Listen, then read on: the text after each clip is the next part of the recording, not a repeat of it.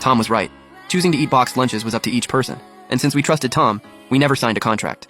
But looking across the street, I couldn't help wanting to laugh. That dance school was run by my wife. They had built a cafeteria, but since it wasn't finished yet, the students had to handle lunch on their own. So some students brought food from home, and the rest just grabbed a quick bite from Tom.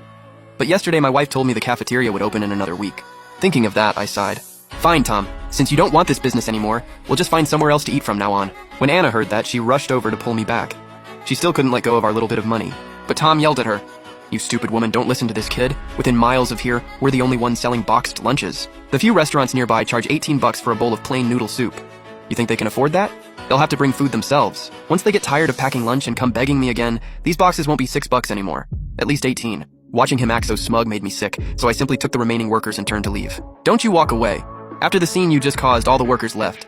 I still prepared this many lunches for you. You have to buy them all. Why should we buy them? We're not eating anymore. Because I've already prepared the food and all of this costs money. Tom, you're being unreasonable. You just said it yourself, we never signed a contract. Besides, you were the one who said you didn't want our business.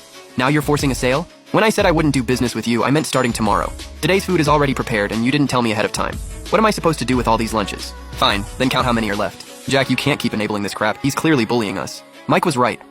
Over the past 3 years, Tom had made a fortune. He was no longer the same Tom who used to worry over a few bucks and act timid around everyone. Now he had bought a new house and a small car.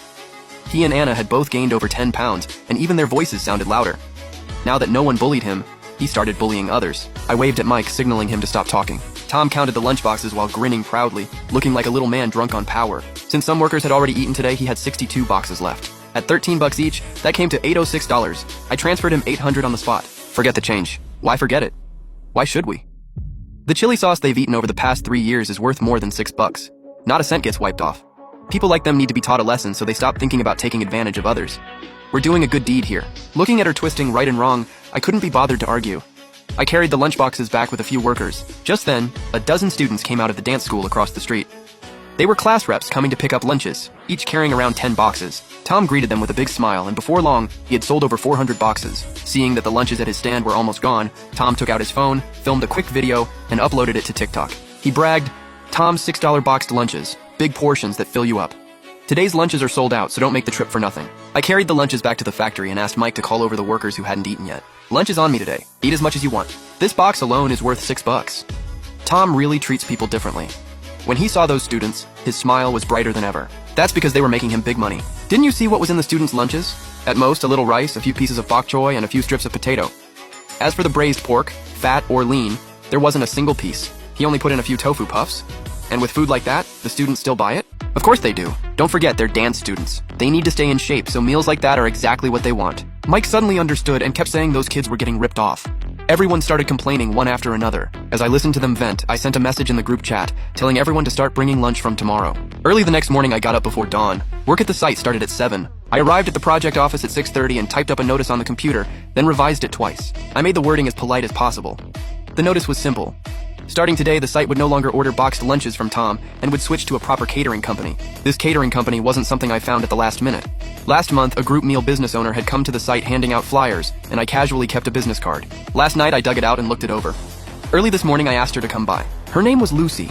She was a woman in her 30s and had been doing construction site catering for 5 years with a business license and a health permit. I talked with her for half an hour. $7 a box, 3 meat dishes, 2 veggie dishes, unlimited rice delivered to the site gate at 11:30 every day. Lucy did the math. $7 is a little tight, but with 2,000 orders, it's doable. She could do it.